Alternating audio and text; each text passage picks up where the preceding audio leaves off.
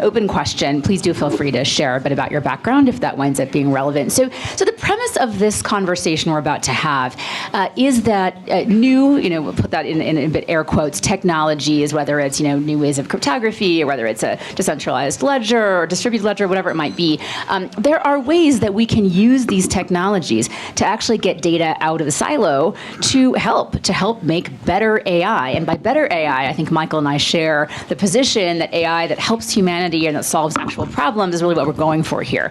So why don't we start by level setting? And I'll ask each of you, what is the current, in your opinion, biggest obstacle to the free flow of data? Is it technical? Is it regulatory? Is it perhaps cultural? And maybe we'll start, Dr. Myers, with you. Well, we use a lot of data, obviously, in AccuWeather, and we use what people call AI now before it was called AI, clearly taking all the weather models and all the information that was available and synthesizing them and along with our 100 meteorologists and putting out the very best forecast. And of course, as the models get better and as AI tools get better, we get more sophisticated with all of that. But in the end, the value that we bring with superior accuracy, and our forecasts have been proven to be the most accurate of any source, is various intellectual property we developed and patents over a long period of time.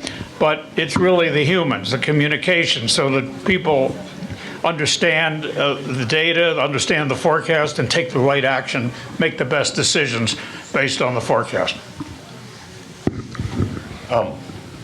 I agree with all of that, so I won't repeat that. Just to augment, I'd say the two biggest things that are really affecting, data transfer, and I'd say the big explosion of AI that's about to come, are one, lack of good understanding of what the standards for responsible use of AI are.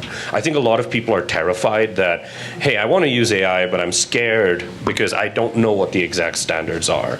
And by extension of that, a lightweight solution that, basically says, guys, you want to drive fast? We've got your seatbelts, go for it, right? And I think once you have those two things, and lots of companies, including ours, is working on solutions like that. And I think, that would solve the primary issue, which right now is fear, I think, more than anything else. So first of all, good afternoon, everyone. Appreciate you having me here, and thank you, GBBC, for feeding us. I think everyone can appreciate good food at a conference, and so thank you for that. From my perspective, what's kind of holding it back? I think it's commercial profit, right? Why would these large enterprises give up voluntarily what they already own? So I think that's something that has to be addressed. I'm here representing my firm, Penrose Partners, but I am also the digital finance advisor to the government of Bermuda. And so we are looking at ways of introducing policy and legislation and regulatory environments that may level the playing field, right? It is early days in how regulation is going to be implemented across jurisdictions, but we do think that if it does provide better promise and access for information and finance for not only our government, but for our citizens, I do think we need to break apart the very centralized market that exists today, and maybe there's new ways of incentivizing governments and citizens to be able to pull away some of that profit model from the corporates. Sandy Bedlin, real name's Alex, but so I'm a professor at Stanford and ironically also at MIT, where I've been for a long time. An advisor to a large sovereign wealth fund, which is investing heavily in this area, because it's really clear that there's this asymmetry of ownership now, and you can fix that in probably one of two ways. One is cryptography, where you can get insights without owning the data. So if you look at transformers.mit.edu, that's sort of state-of-the-art MIT cryptography for doing this seemingly impossible thing, but it's actually happening now. And the other thing is the traditional solution that we've had for labor and capital, which is people forming cooperatives or unions or other sorts of local organizations, where they can then begin to control their data because they're large enough to be able to handle the complexities and to be valuable. This is particularly a great thing in places like India, but it also has, of course, worked in the U.S. And I was just distributing some books called Building a New Economy, which is on this. And I'm going to mention that it's available for free online, MIT Press, works in progress, Building the New Economy. And there are copies in this very room, if you're so lucky. That's right, yes. So there we are. Fantastic. So we heard, we really kind of hit on everything. That was quite comprehensive. We heard fear, so cultural issues. We heard competition, so business issues. We heard intellectual property, so kinds of legal and proprietary issues. We got a little bit into technical issues, and so maybe why don't we stay there for just a second. When we think about how to design systems, right, how to create operational flows or whatever it is that are going to empower individuals to retain more control over their data, which is something that at the Project Liberty Institute we're basically obsessed with, is how do we create a more equitable data economy. How can we do that at a technical level? And does that require collaborative standards and protocols, or is it something that any individual builder could actually design into systems? Maybe we'll start with you, Reynolds, talk about that. Yeah, my point of view on this is twofold. So let's start at the standards level, because I do think this industry will be standards defined, meaning there'll be regulation, et cetera, but similar to, there was a lot of regulation around SaaS and cloud computing, which eventually just morphed into SOC 2 compliance. We're starting with ISO 42001. I think that's where we're going to go. But let's talk about technically how we solve this, and I'll try to be quick, and I'll use the analogy of financial statements. Everything you described requires one uniform source of truth, right? And so if you look at your financial statements, every company needs to know, hey, how much did we spend, how much did we earn? But now let's talk about what's different in AI and how you solve that technically. The first thing that's very different is any compliance or workflow overview of AI needs to be continuous. And the reason is, your finance is like an episodic event, but your AI is continually growing. There's more data being ingested, parameterization changes. So it has to be continuous the whole time. And the other thing is, financial statements aren't living, breathing organisms. So an AI system needs to have the ability to version control or revert to a prior state if it starts doing something wrong.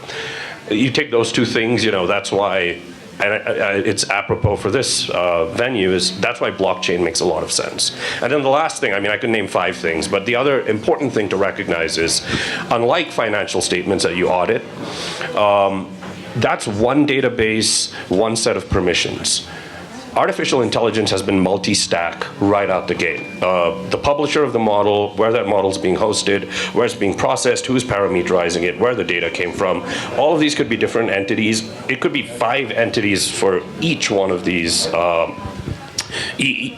providers. And so as a result, you need a base layer for the source of truth that has very robust access controls. And that's something an input-output system like a database that only does SQL just cannot do. And that's why blockchain just makes so much more sense, because you can apply those rules on a case-by-case basis and change them without a central point of authority.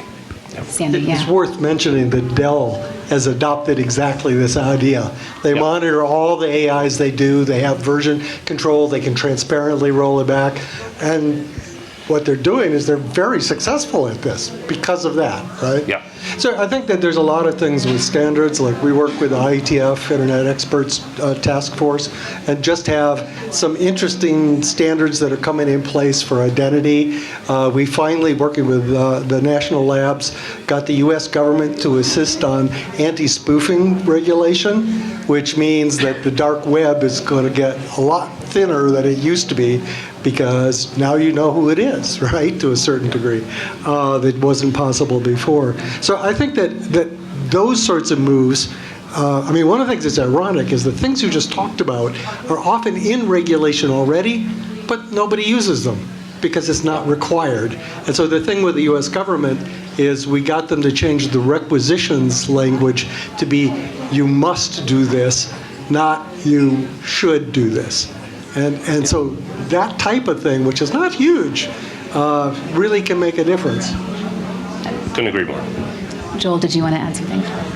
Yeah, well, clearly the government's behind. They're going to always be behind now because things are moving faster than ever, and they're accelerating faster than ever before.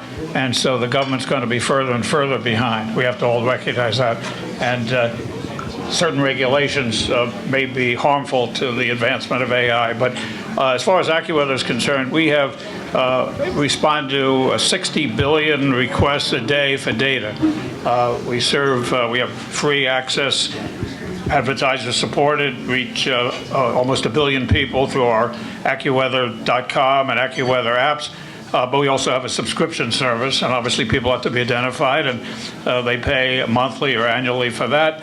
And then we also provide forecasts to hundreds of businesses, probably over 1,000 in all, and they each have their own set of information. They have to come in, and it obviously has to be secure, and there's this whole business about security.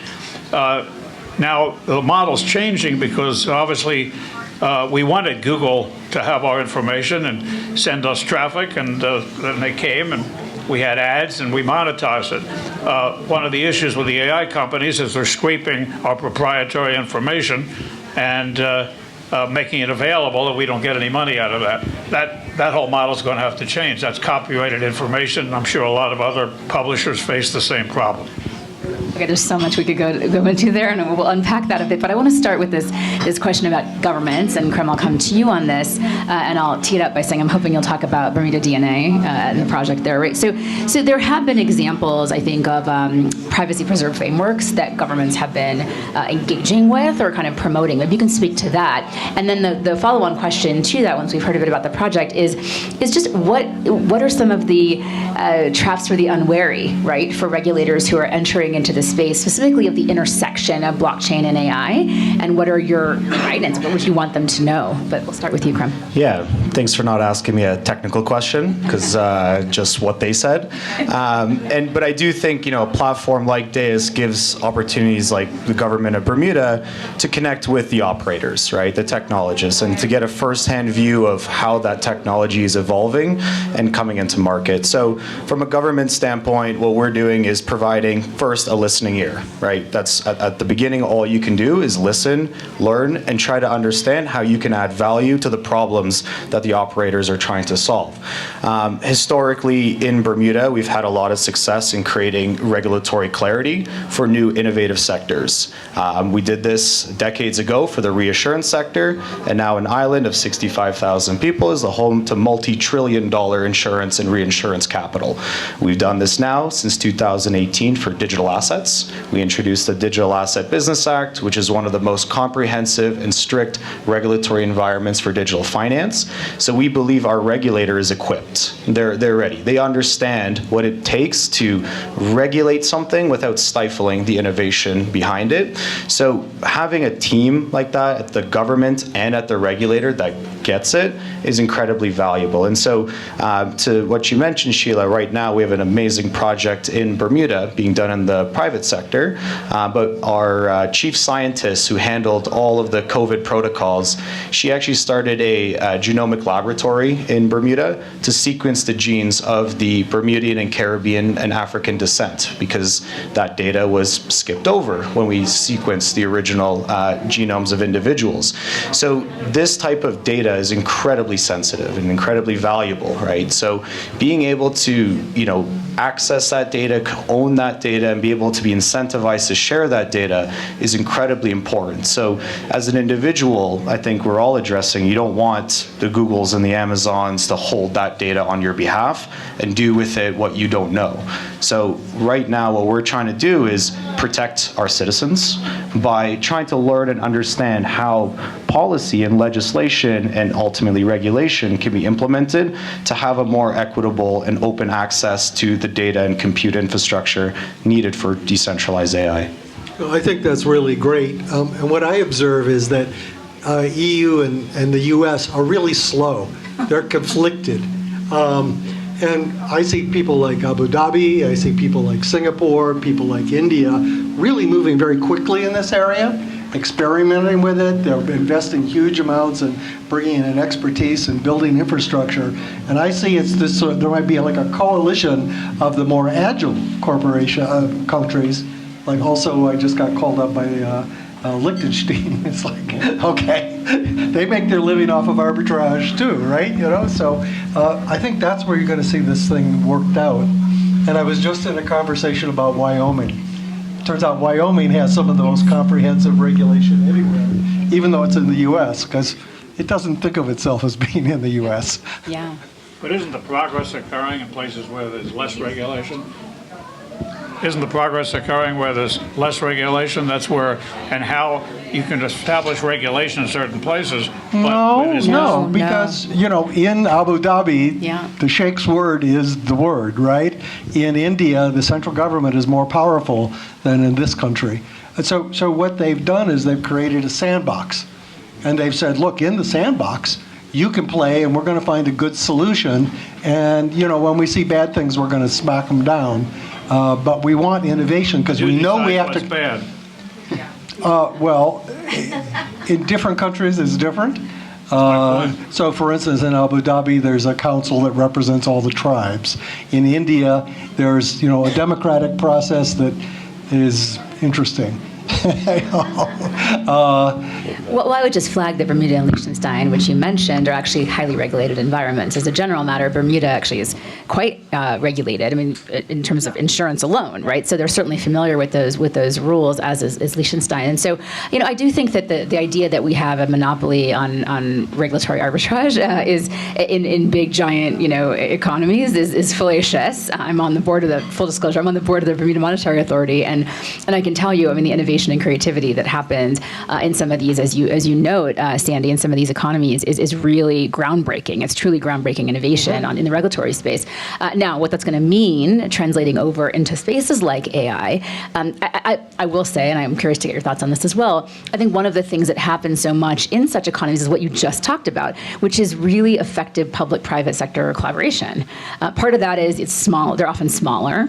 So the actors are known to each other. They have a community that they have in mind that they're very protective of, right? They have there's aligned incentives versus in a much bigger, massive democracy like in India or United States or whatever, where you do have very competing incentives and where you do have often in the same country, you have people who are trying to gain competitive advantage via gaming out the regulatory environment. So you don't always have that cooperation. But I'm curious actually to that discussion around public-private sector collaboration, how you all experience that in your various roles, and maybe we'll leave you out of that. We can start with that one quickly, but yeah, you talked about just for I don't know if my mic's well, there we go.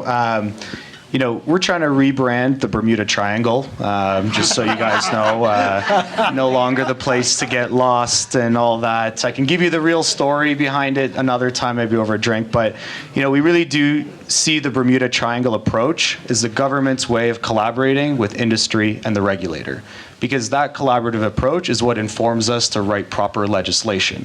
We can't just guess, right? That's not fair. And to Sheila's credit, the team at the BMA is absolutely incredible. They have had no turnover since the beginning of the Digital Asset Business Act was introduced. So you can only imagine the last 6-7 years of fully regulating in this environment, they're only getting smarter, they're using more tools, and they're eventually going to, in my opinion, are going to be the first ones to create new emerging technology regulatory environments that the US, UK, and other countries will adopt. I'll be quick. So I'll try and make this bite-sized. I could go on a long spiel, but let's start with, I actually think the public-private kind of consortium of how we're going to deal with AI is inevitable. Like, that's the only way we'll solve this. And this is the reason why. The frequency at which AI models change, the number of effective use cases, et cetera, and how rapidly it happens, the law enforcement apparatus you'd have to put in place to actually track all of this would be so humongous that it's absolutely impractical. Literally everyone on the planet will either be working in AI or AI enforcement. Like, that's what would end up happening, because it moves so. And so the reason why this public-private thing is important is what you want to do is build a set of standards that we can all agree on, right? And some of these are making their way into regulation, at least the more sane ones, right? Which are general things, don't steal PII without consent, don't steal copyright information, make sure your models have a reversion mechanism, and track everything so that you have an audit path.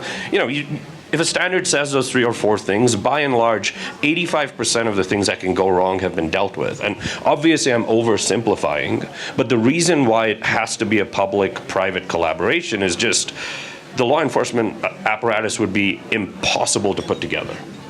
And that's certainly how the financial system works, right? I mean, like everything from SARS, MLATs, I mean, there's just a ton of collaboration that happens because there's an agreement upon what kinds of information is, whatever, in the context suspicious or whatever it might be, to provide ultimately trust and credibility in the entirety of the system, right? Which benefits every single player, regardless of how competitive they may be with each other. But Joel, you were going to chime in, so please.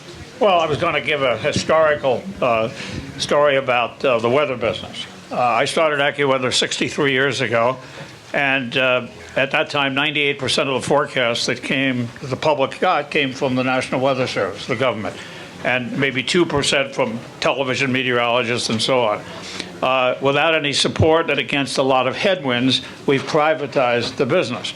Against the government's objections and so on, although cooperation in a sense, because we get their data, we get their models, but we just add greater value to it. So now 98% of the forecasts and warnings that the public get comes from the private sector, AccuWeather and our competitors, the Weather Company and the Weather Channel and so on. So private enterprise can win even against great headwinds and against regulation and so on. And I think that's going to happen here. Clearly, there needs to be some boundaries and rules, and it has to happen. But in the end, private, particularly because things are moving so quickly now and the government can't possibly keep up, there's so many ways around. All the government can do in certain countries, if they slow it down, will cause those countries to fall behind economically. Okay, this is fascinating. So I don't know how much time we have left, but I think we have enough for this. So let's leave aside PII, okay, because I think we all agree, PII, third rail, okay, great.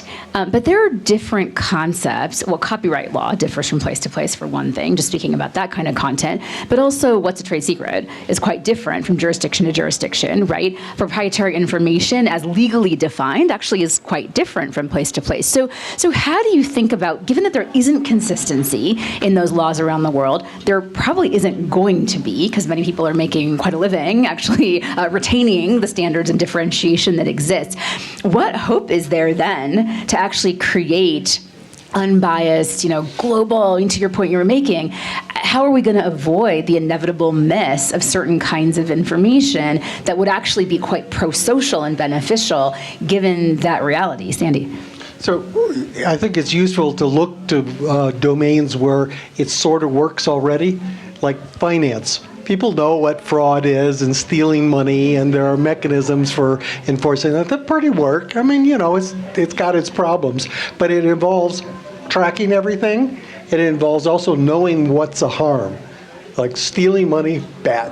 Okay, so you need to be able to connect AI things to harms. I like the approach of Singapore, which is creating a sandbox where if you release a product, you have to make claims about it, and you have to verify those claims on test data. And then if it turns out that you can't meet the standards, or if your thing goes off reservoir, so that it's reservation, so that it's doing something different, you're liable to the government for harms. Okay, that's a little like the finance system. Yeah, I mean, my perspective is, we can be as proactive as possible to get ahead of this, but knowing humans relatively well, I think, we have to wait for something bad to happen. And when there's consequences, there'll be need for action. And I think, unfortunately, I don't want to be, putting that out there, right? But if you look at all of the markets that are regulated today, it all comes from something going wrong, right? So, I trust you guys. I think you're building the right things, but I do think something will get a little out of control, and there will be repercussions of that. And I think that's where these standards will be a little bit more disciplined. Okay, so we're stuck chasing harms. Is that what you think? Yeah, I forget who it was. I was listening to this amazing podcast, and I loved this point that was It could have made. been Michael Casey. Who knows? He's on every podcast. No, I'd have remembered that voice for sure. Reimagined, obviously. But the point being made was, hey, look, instead of writing a whole new penal code for AI, we already know what the crimes are, right? Yeah. Murder is bad. Kidnapping is bad. Stealing is bad. So what you should do is just adopt a set of standards where the crimes that we already know can't be committed with a rogue AI, but don't invent new crimes. Like, that's been like kind of the stitchy process right now. It's like, oh, what do we do legally about AI? Like, well, just what you do for everything else. Don't murder, don't steal, don't kidnap. You should be okay. Should regulate it like electricity.